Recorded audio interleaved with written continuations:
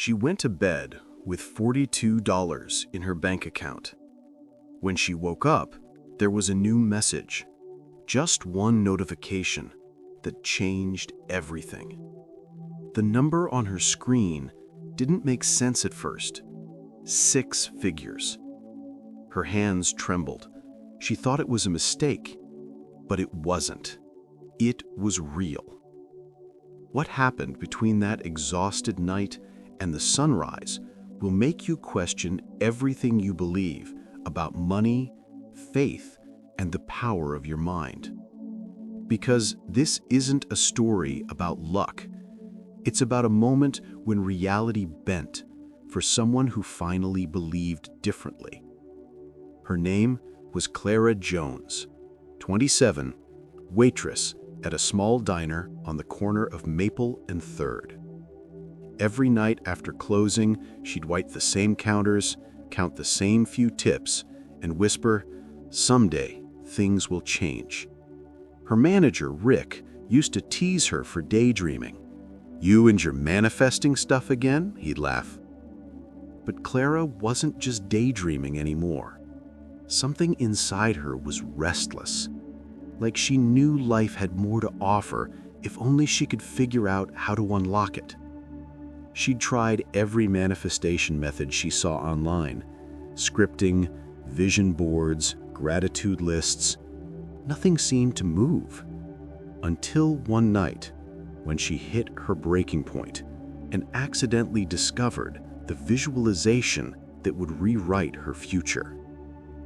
If you've ever felt like you've tried everything and nothing works, stay until the end, because once you hear what Clara did that night, you'll never look at your reality the same way again.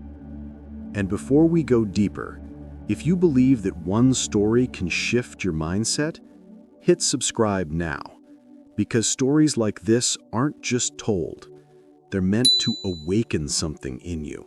It was a cold Tuesday night, the kind that makes the city feel heavier than usual.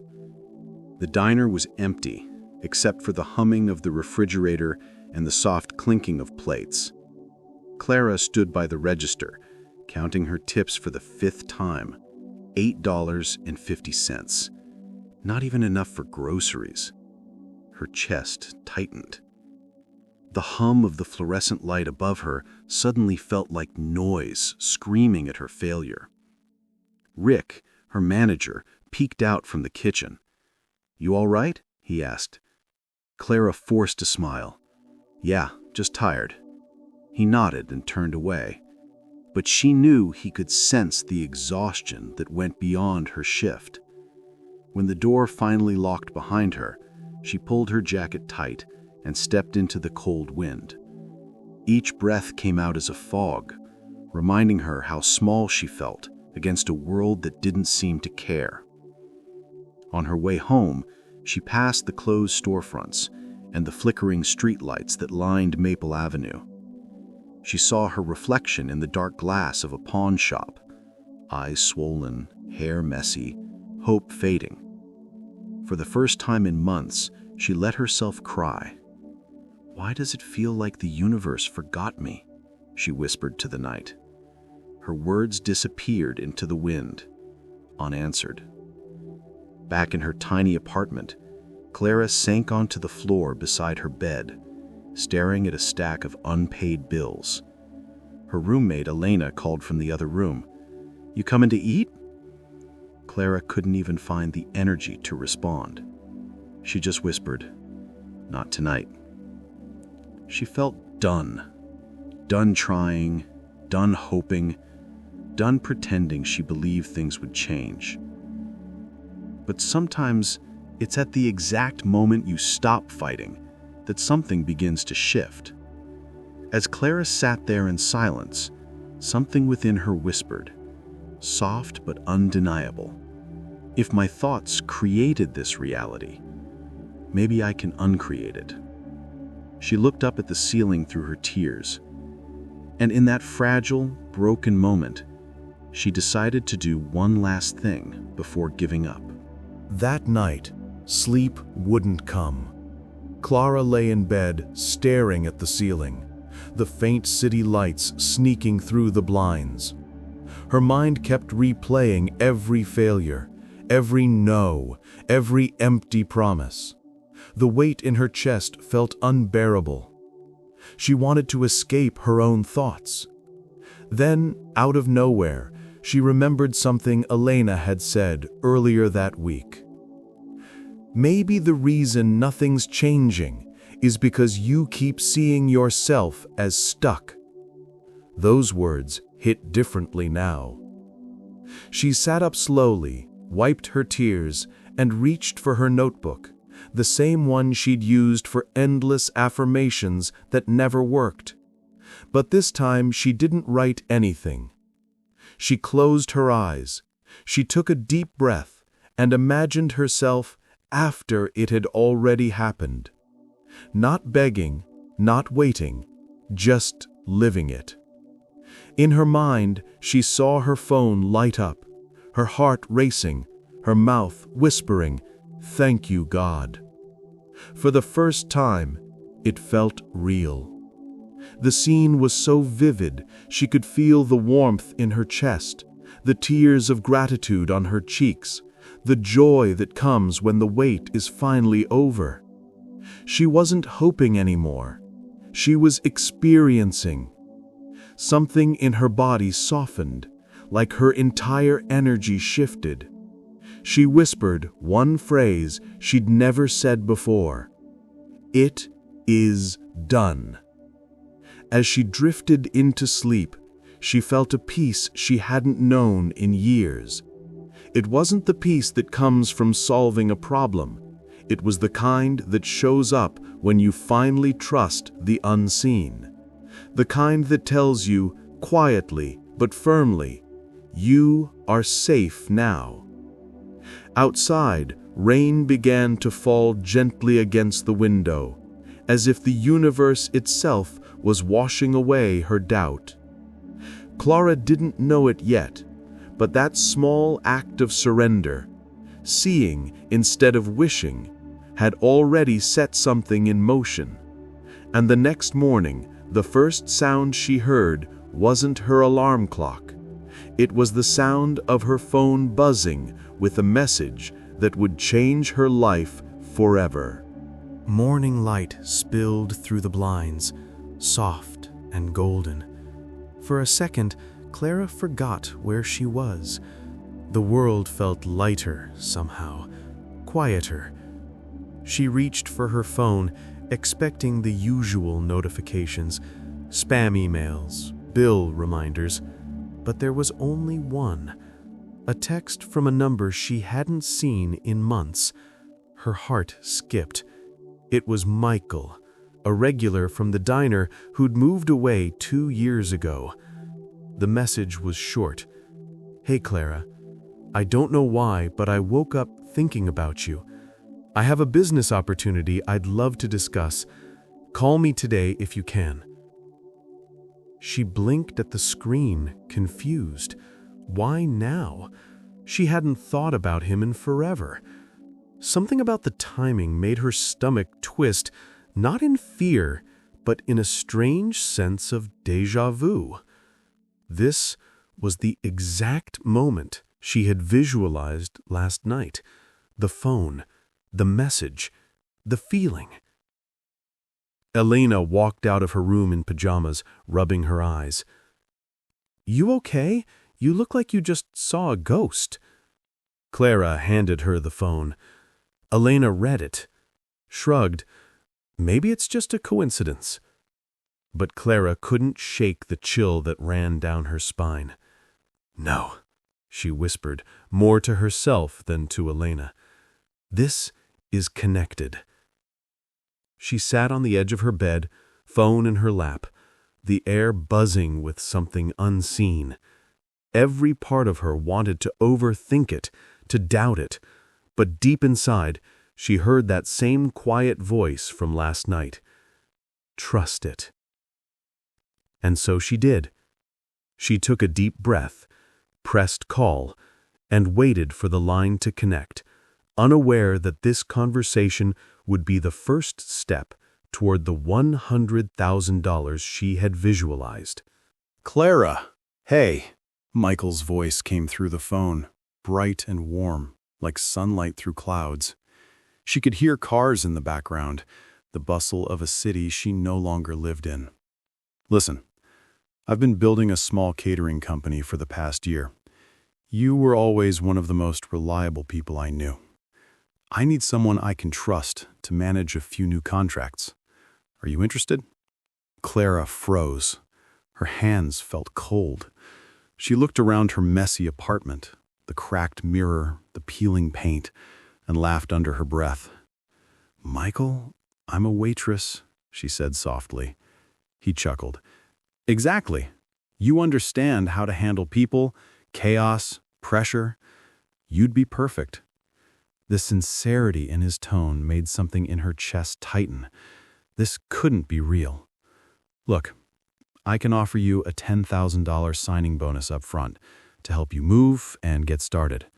Then a share of profits after the first month." His words hung in the air like thunder before rain.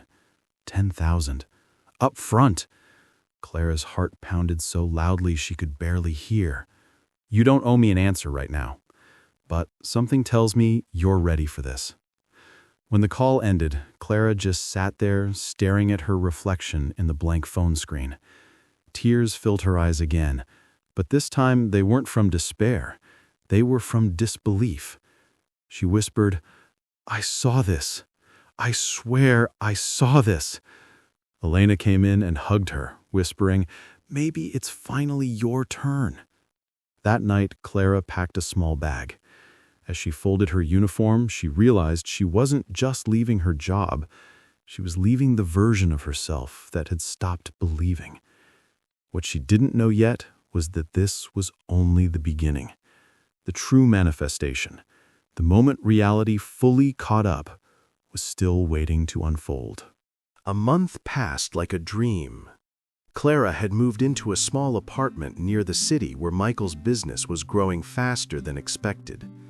The first deposit hit her account, $10,000. Then came more, little by little. Catering events, managing clients, closing deals. Every number that appeared in her balance felt surreal. When the total finally reached 6 digits, she just stared at the screen, her hands trembling the same way they had that morning weeks ago. Friends from the diner texted her, "You're so lucky. How did you do it?" Even Rick, her old manager, called to say, "Guess that manifesting stuff works, huh?" Clara smiled but didn't correct him. It wasn't luck. It wasn't chance. It was something deeper, a shift inside her that had changed the way reality responded. She realized that night what had truly happened. The visualization wasn't about seeing money. It was about becoming the version of herself who already had it. The moment she stopped visualizing from lack and started visualizing from wholeness, everything began to move. The universe doesn't respond to words, it responds to energy, and hers had finally aligned with gratitude, not need. Clara began journaling again, not to ask for more, but to thank for what already was. Every line she wrote was a declaration of faith. "Thank you for my stability. Thank you for peace. Thank you for reminding me that I am safe." The more she felt thankful, the more opportunities appeared, like mirrors reflecting the calm within her. People always asked for her secret, expecting a technique, a ritual, a formula, but she would just smile and say, "It wasn't about manifesting money, it was about remembering who I am."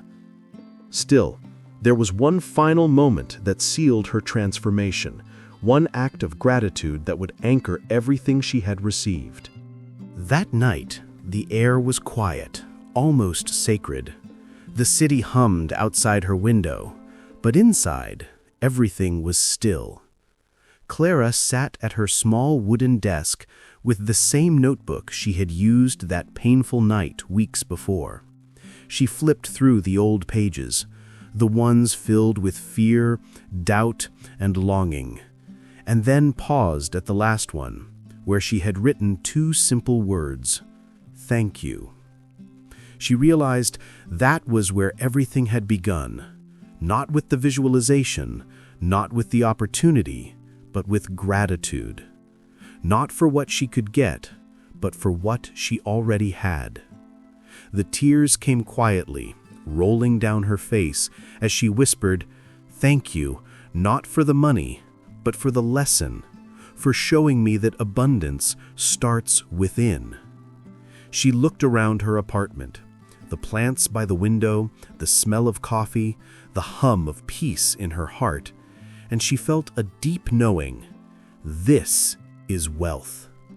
It wasn't the 6 figures in her bank account. It was the sense of being guided, protected, seen. The sense that she was never alone in the journey between faith and manifestation. That night, she placed that same gratitude note on her mirror, just above her reflection.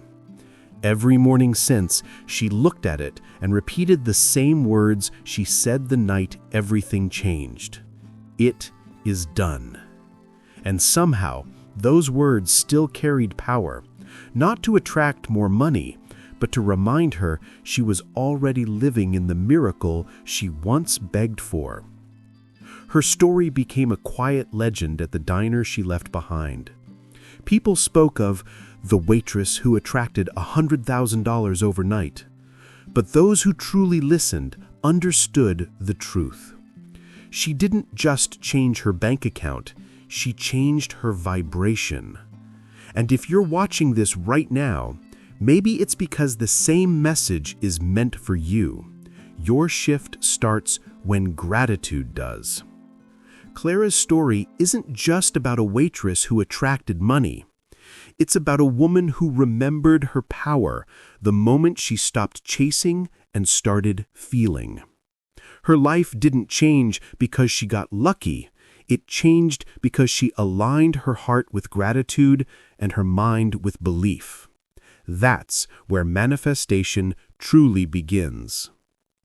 Maybe you've been working hard, visualizing, praying, and wondering why nothing seems to move. Maybe you felt unseen, unheard, forgotten. But just like Clara, the shift starts the second you believe it's already done. Not tomorrow, not someday, now. The same force that brought her breakthrough is waiting for yours. The same universe that rearranged itself for her is listening to you tonight. Don't doubt that. Don't rush it. Just say, "Thank you," because it's already mine. If this story moved something in you, tap the heart-like button to claim your shift, and subscribe so you don't miss the next story that could open your eyes to a new level of abundance. And in the comments, write these words, "I see it before it comes." Let's fill this space with energy that speaks abundance into existence. Because sometimes, all it takes is one story to remind you that the power to change your reality was never outside of you.